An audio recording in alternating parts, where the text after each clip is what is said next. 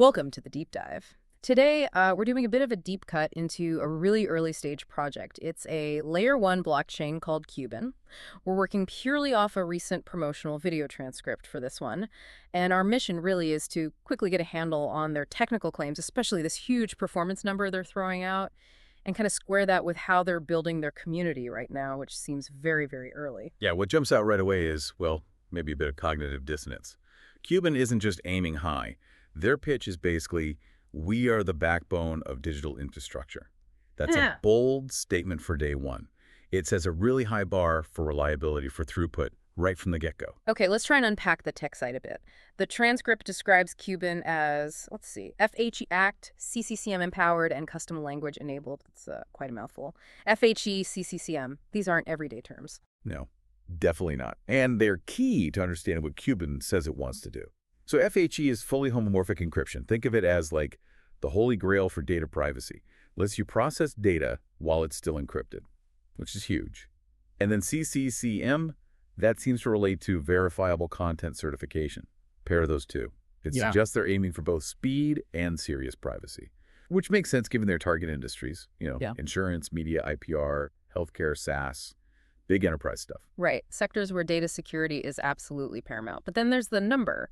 The source mentions this massive difference in speed. They're claiming 1.2 million transactions per second. TPS, I mean, that should make you sit up and take notice, right?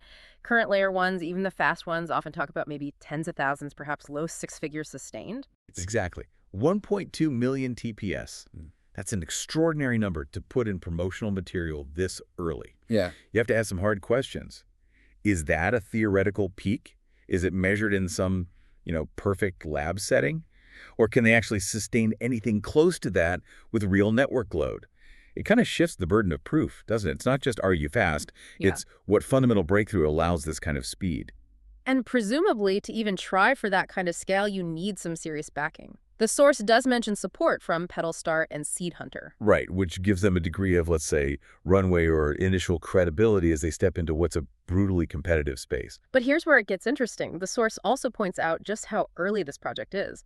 We're talking like 400 to maybe 4,000 followers currently. Very small. Yeah, and that's the tension, isn't it? You have this incredibly sophisticated pitch, FHE, enterprise solutions, massive TPS, and then you look at the current community size, and it's practically ground zero. Yeah.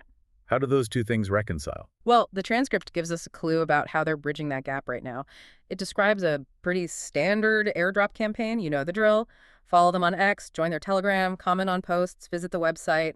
Basic social tasks. Which is the classic crypto playbook for building an initial user base. Absolutely. Nothing wrong with it. It's just simple. So let's recap quickly for you listening. We've got Cubane, a new layer one blockchain. It's targeting complex enterprise sectors with some pretty advanced tech claims, FHE, CCCM, and it's making this frankly staggering claim of 1.2 million TPS. But at the same time, it's clearly in the very, very beginning stages of building its community using these straightforward social engagement tasks. So here's something to maybe chew on. You have this project claiming potentially revolutionary infrastructure, right? FHE-backed privacy, incredible speed, yet its immediate growth strategy relies on verifying simple social media actions.